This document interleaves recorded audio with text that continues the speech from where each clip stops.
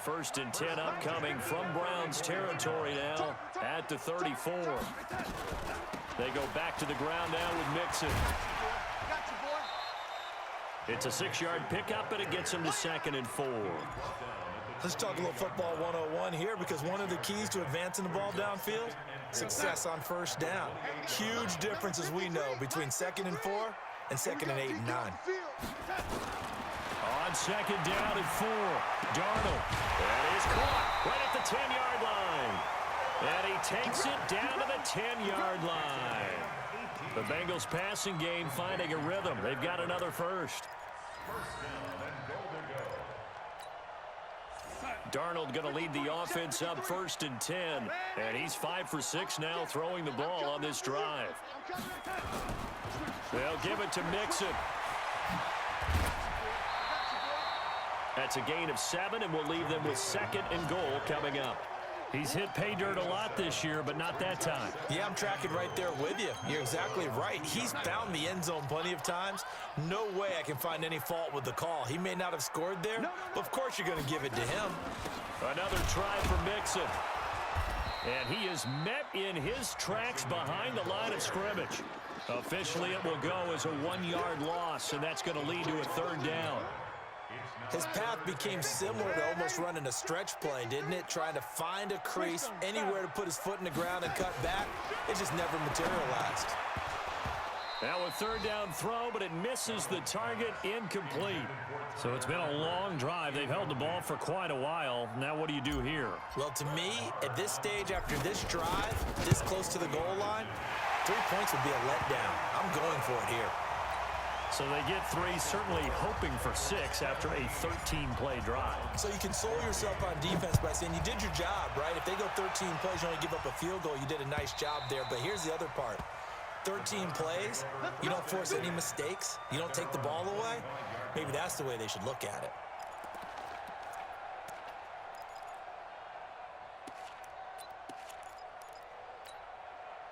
The Browns drive about to get started. And a tight game after punting last time. See if they can get something going on this drive.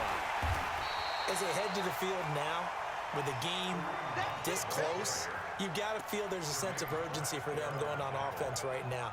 But they have to do it without letting panic creep in and affect their play. Well, they had the run for no gain. Now they'll try again from the 25 on 2nd and 10. Now, meanwhile, a final play here is incomplete, and that's going to take us to the end of the 3rd quarter of play. Back now in Cincinnati. It's been a very hotly contested game to this point, just a field goal separating these two teams as we get set for the 4th quarter. The Browns on 3rd down. They've hit 2 for 4 thus far. This is 3rd and 10. From the gun, it's Rosen. And that'll wind up incomplete. Bold play call there. Now it's 4th down. We have not seen a whole lot of wide-open receivers. Everything seemingly has been contested. And that's another nice job there to force an incompletion. They've been very cohesive, knowing each other's moves all game long, and they've been on the spot just about every time. And they've held them in check on the scoreboard. The Bengals drive about to get going. And they had 3 points last time, but they didn't want 3 points because they were well within range of scoring a touchdown. We'll see if they can do better now. I'm with you on that one. Let's just go ahead and be frank about the whole thing. The only one happy about the 3-point kicker. Exactly. He put it through the post. That's going to help him at contract time. But that offense, they're thinking, let's get in the end zone this time. I don't know if that helped him at contract time. You could have kicked that one through. I don't know about that. Toe bash. I don't know about that. Super toe. Now look at this. They get the turnover they needed. It's intercepted. Picked off near the 34. And they will finally put an end to the return, but not until he takes it back all the way inside the 10-yard line. A critical error there in a tight game of the 4th. All you talk about is taking care of the football, and especially with a lead here in the 4th quarter. Turning it over, now the door is open for the opposition. Just in general, when you're passing in the 4th quarter with a lead, no matter what point, you got to be super careful. Got to be careful, and sometimes you can be so careful that you end up running yourself into an error. Escape. Oh, no, he lost the football, and the Bengals grab it. And a big turnover there as his guys will get the football back. And they had it there so close to the goal line, a chance to take it across, claim the lead here in the fourth. Boy, that was a big, big mistake. It really was, and as much as I want to give credit to the defense for making the play, I do tend to agree with you. That mistake, that's a chance to go in and take the lead. I mean, you're in great shape, yet you don't take care of the football. But they'll be going over that like crazy in the upcoming weeks. The big play has them all the way out near midfield for a 1st and 10. Here's Darnold. Open man is Uzama. 10 yards there and a Bengal first. That was a route run not just with dexterity, but with intelligence. Found the hole in the zone, made sure the quarterback saw him, and was able to make the sure catch and put the down marker back to 1. Some good games going on in the early window. This might be the best of the bunch. They'll get this out wide to Boyd.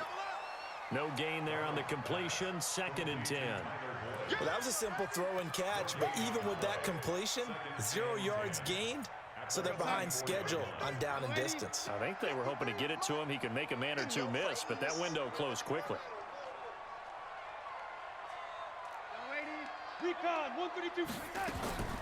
Looking to throw on 2nd down. Darnold, and that going to be incomplete. A lot of contact, no call, and it's 3rd down. Didn't have a receiver open downfield, and as it turned out, couldn't even find his outlet man because of the coverage. It was way too tight, unable to find anyone open.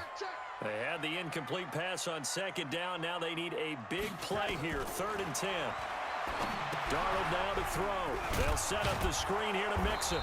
And he's going to be stopped here at the 43, and that is not near enough to pick up the first. Well contained there defensively. The screen gets only a yard, and it's 4th.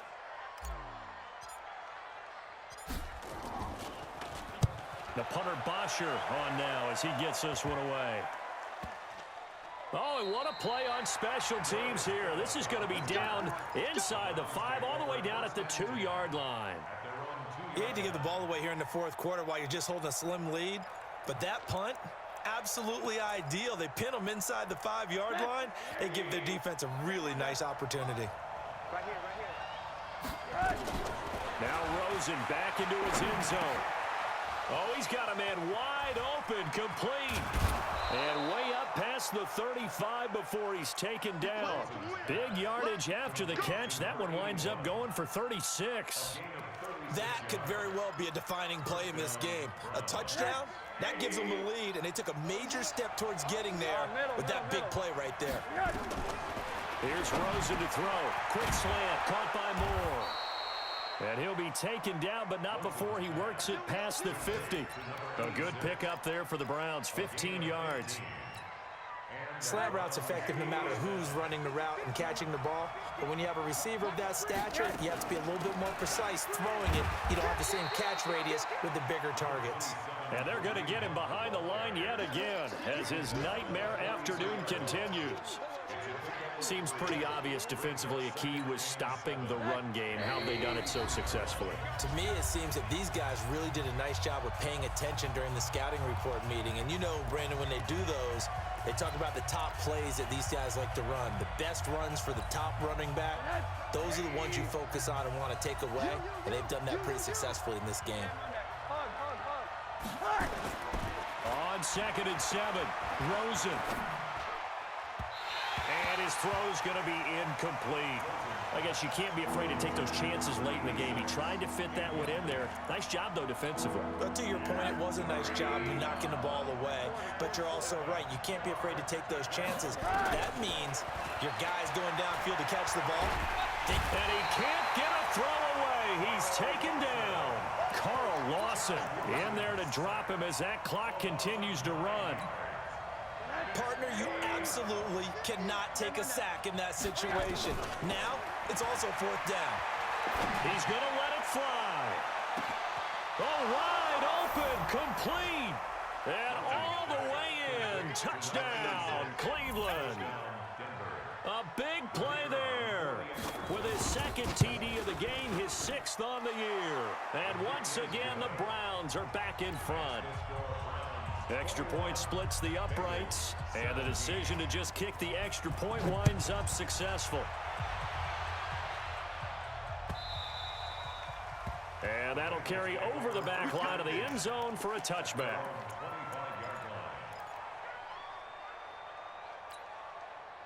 The Cincy offense about ready to go here on their next drive. They're down here in a one-score game, but the time, it's a factor, but it's not a huge factor right now, is it? It's really not, because this amount of time gives them a chance to run their offense, to go through play sequences. And this is what they work on every week in practice, usually on a Friday. They go over this type of a situation, late game situation. What are we going to do when we have the opportunity? They've called these plays a bunch of times. Now's their chance to execute them. Well, they have the opportunity now. Here's the execution. Now the Bengals going to use the first of their timeouts, as they'll get a chance to talk it over after picking up the first down. Back-to-back good plays have them on the move on first down. From the 50, it's Darnold. Dancing to his left. And the catch good. It's Eifert. A gain of 6 there on first.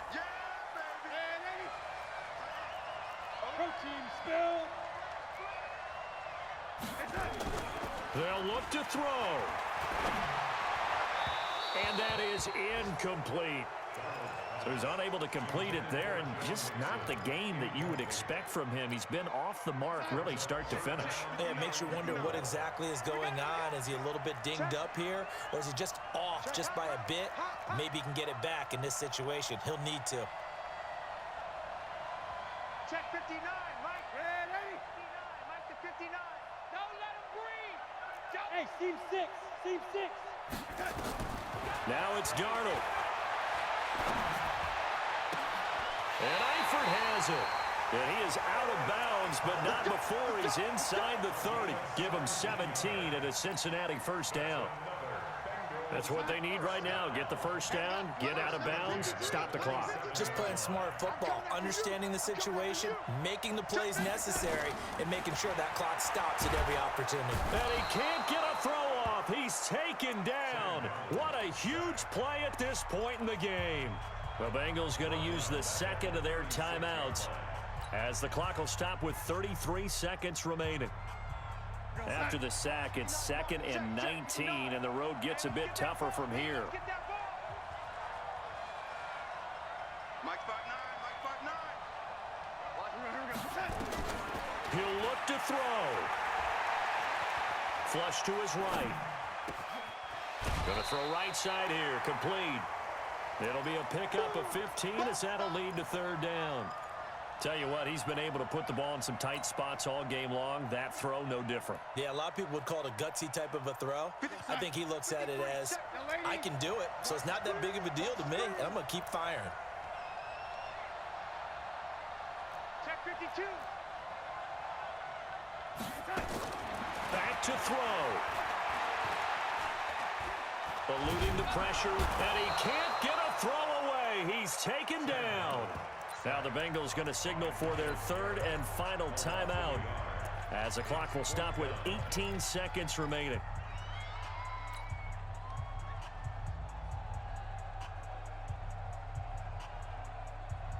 Down 4 late, got to go for it here on 4th down. And watch the leg. 53 the mic. They snap it, they're going for it. Here's Darnold. And that's going to be incomplete. 12 seconds left. They had to...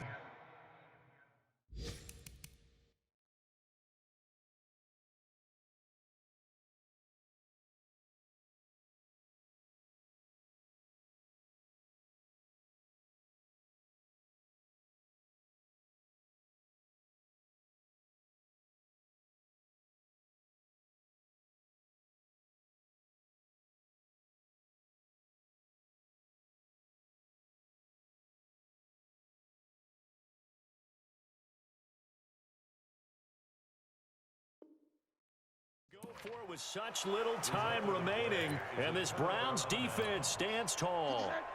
The Browns drive about to get started, and they've got this one in hand. No timeouts remaining defensively, so this one should just be one kneel and then handshakes.